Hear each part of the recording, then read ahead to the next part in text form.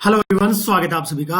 अगर आप TGT science की तैयारी कर रहे हैं, स्पेशली DSSB की, और वैसे तो हर एग्जाम के अंदर चाहे टीजीटी साइंस का कोई भी एग्जाम हो, ये क्वेश्चंस आपको देखने को मिलते हैं कंप्लीट डिटेल में। कुछ प्रैक्टिस क्वेश्चन भी रहेंगे और कुछ जो PYQ पूछे गए हैं उनके ऊपर भी डिस्कस करेंगे। एक पूरा कंसेप्ट हम डिस्कस करने वाले हैं। साथ ही साथ देखिए, हो सकता है आप चैनल पे पहली बार विजिट कर रहे हो, तो जो पहले की वीडियो मैंने डाली हुई है, जैसे अराउंड 10 से 15 मिनट की मैक्सिमम वीडियो होती है, उसमें एक कंसेप्ट और जितने PYQ और साथ में जो प्रैक्टिस क्वेश्चन होते हैं वो डिस्कस करते हैं। तो DSSB के अंदर ये पूछा गया था टीजीटी के अंदर कि पावर अल्कोहल के अंदर क्या कंपोजिशन होता है।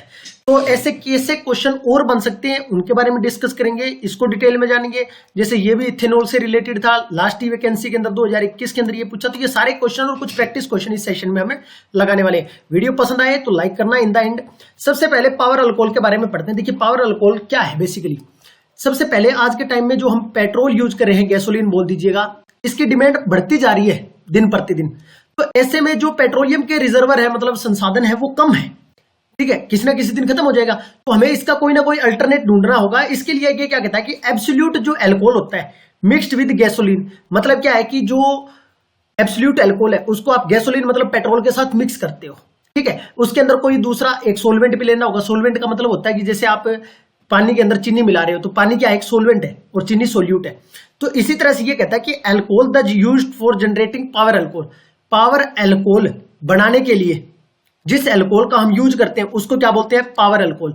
अब ये पावर अल्कोहल क्या है, अल्कोहल का मतलब है कि आप कितना अल्कोहल उसके अंदर मिला रहे हो। अब पावर अल्कोहल का मतलब ये हो गया कि हमने इसका मतलब ये है कि हमारे पास पेट्रोल भी होगा और साथ में कोई ना कोई अल्कोहल होगा। वो कितना कितना अमाउंट में होगा, consist a mixture of absolute alcohol and petrol रफली 20-80। मतलब आपके पास जो पूरा सोल्यूशन होगा उसमें 80 तो क्या होगा, पेट्रोल जो हम गाड़ी में डायरेक्ट यूज करते हैं मान लो वो, और उसके अंदर 20% ये जो मिक्सचर बनेगा। अब ये इसका मतलब ये है कि हमारे पास 20% क्या हो गया, बचत हो गई ना पेट्रोल की। वो काम कौन कर रहा है, अल्कोहल कर रहा है। आ रही बात समझ में। अल्कोहल का मतलब तो समझते हो ना, जैसे CH3OH है अल्कोहल ग्रुप, ये कार्बन एंड इट्स कंपाउंड वाले में हमने पढ़ा था। Use of power alcohol substituting gasoline, मतलब एक प्योर आप पेट्रोल यूज कर रहे हो, ठीक है, और एक उसके अंदर 20% आप अल्कोहल मिलाकर यूज कर रहे हो। तो ये क्या है, ब्राइट फ्यूचर ऑफ इंडिया। और ये जो अल्कोहल है वो मोलेसिस वगैरह से, मोलेसिस क्या है, आप जैसे गुड़ वगैरह, या आपने देखा होगा गन्ने का खेत, तो वहां से जो गुड़ वगैरह बनाते हैं तो उसके साथ एक प्रोडक्ट निकलता है, उसको बोलते हैं मोलेसिस। ठीक है, तो ये आप देख सकते हो गूगल करके, इसका कलर वगैरह। वैसे इसकी जरूरत नहीं है, टाइम वेस्टेज है। उसके बाद आता है कि एब्सोल्यूट अल्कोहल क्या है। अब यहां से क्या क्या क्वेश्चन बन सकता है। एब्सोल्यूट अल्कोहल बोले तो 100% इथेनॉल, जो कि किससे बनाया जाता है, रेक्टिफाइड स्पिरिट। अब रेक्टिफाइड स्पिरिट का मतलब ये है कि इसमें 95.6% तो अल्कोहल है और बाकी बच गया मान लो 4.6%, वो क्या होगा, वाटर होगा। अब आपसे पूछा जाए रेक्टिफाइड स्पिरिट के अंदर कौन कितना क्या होता है, तो आपको सिंपल इतना ही आंसर करना है कि ऐसे याद रख लो, रफली 95% एंड 5% वाटर रेक्टिफाइड स्पिरिट के अंदर। एब्सोल्यूट अल्कोहल का मतलब है कि 100% इथेनॉल। आपसे बोल दिया जाए कि एब्सोल्यूट अल्कोहल मतलब 100% इथेनॉल। इथेनॉल का फॉर्मूला सबको पता है, CH2-5OH, जैसे ये वाला CH3CH2OH, 2 कार्बन के लिए इथ, OH के लिए OL। वीडियो पसंद आए। अब देखो ये वाला बहुत इंपॉर्टेंट है, यहां से क्वेश्चन बनने के चांसेस है।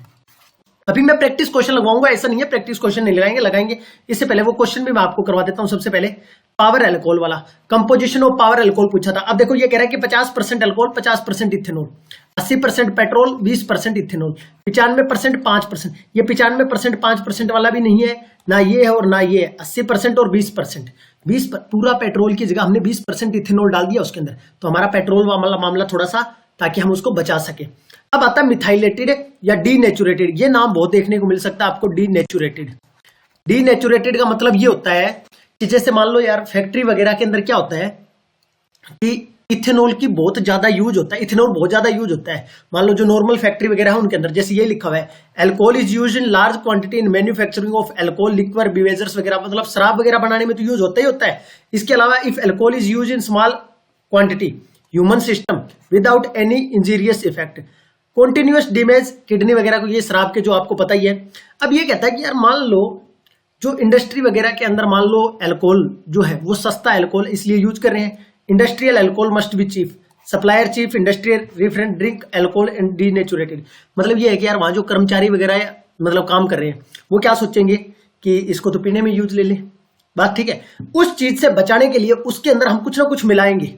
मिलाकर मतलब उसको पॉइजन्स बना देंगे, कोई पॉइजन वाली चीज। अगर आपको पता है, मान लो लेट्स सपोज करो कि आप ही किसी इंडस्ट्री में काम कर रहे हो और आपको पता है कि ये वाला एल्कोहल पिया जा सकता है एज ए शराब, तो मन करेगा जो पीने वाला है, जिसको लत लगी हुई है।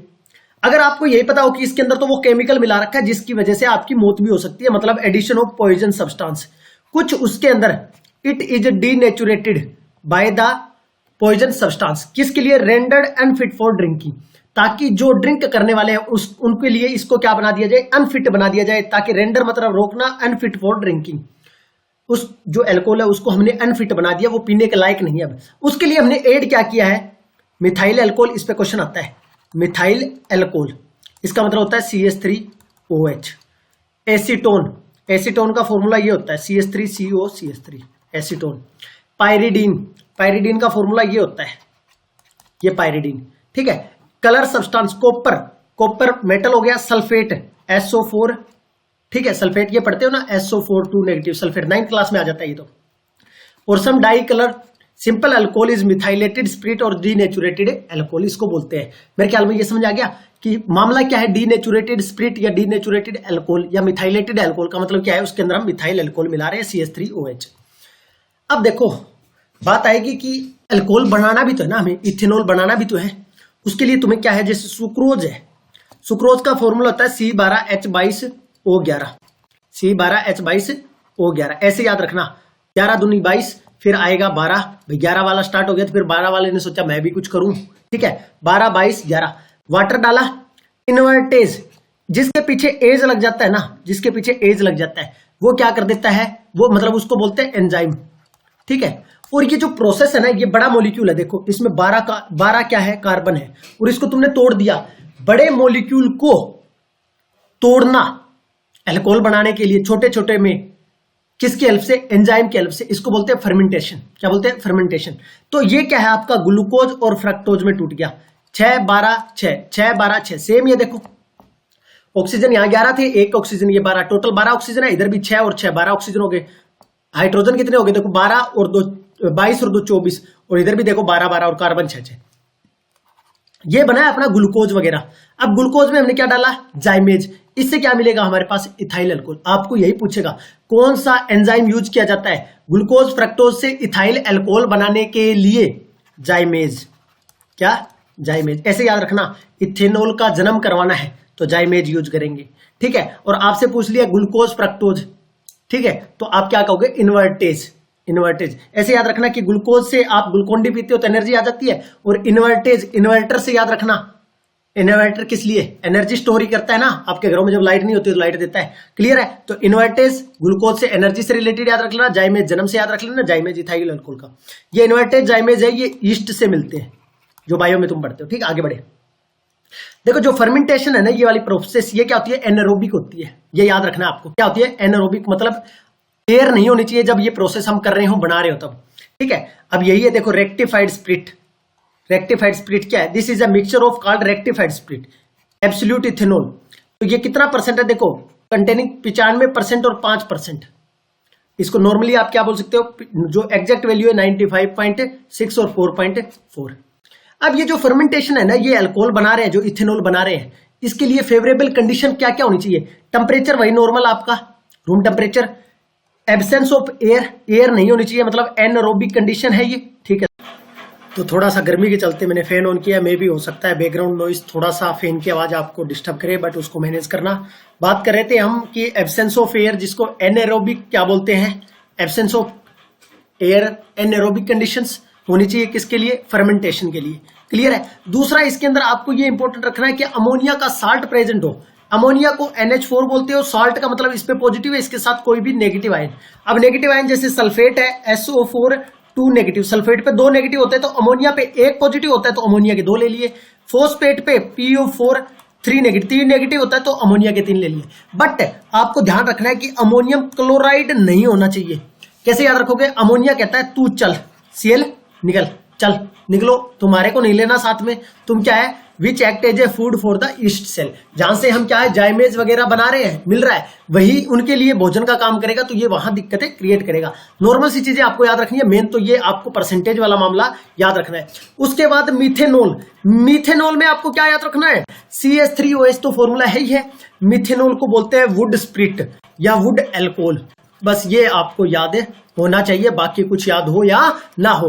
कार्बन मोनोऑक्साइड H2O, इसके प्रेजेंस में हम मिथेनॉल बनाते हैं, ये आप याद रखना चाहो तो रिएक्शन रख सकते हो, अदरवाइज ज्यादा आपको टीजीटी पॉइंट ऑफ व्यू से इंपॉर्टेंट नहीं है। चलिएगा, उसके बाद देखिए DSSS की मैं बात करूं ना तो दोनों टाइप के क्वेश्चन आ रहे हैं, out of NCERT and with NCERT, दोनों तरह से। अब यहां आप देखोगे तो यही क्वेश्चन आपसे पूछ लिया गया कि इसका बॉइलिंग पॉइंट कितना था लास्ट वैकेंसी के अंदर, बॉइलिंग पॉइंट ऑफ इथेनॉल 351, ठीक है। अब देखो ये डाटा अगर मैं पीजीटी के एग्जाम्स की बात करूं ना तो वहां ऐसे डाटा नहीं पूछा जाता आपसे, वहां क्या पूछा जाता है, किसका बॉइलिंग पॉइंट ज्यादा है किसका कम है, ट्रेंड पूछा जाता है, और वो हम निकाल सकते हैं वंडरवाल फोर्सेस के बेसिस पर, सरफेस एरिया के बेसिस पर, साइज के बेसिस पर।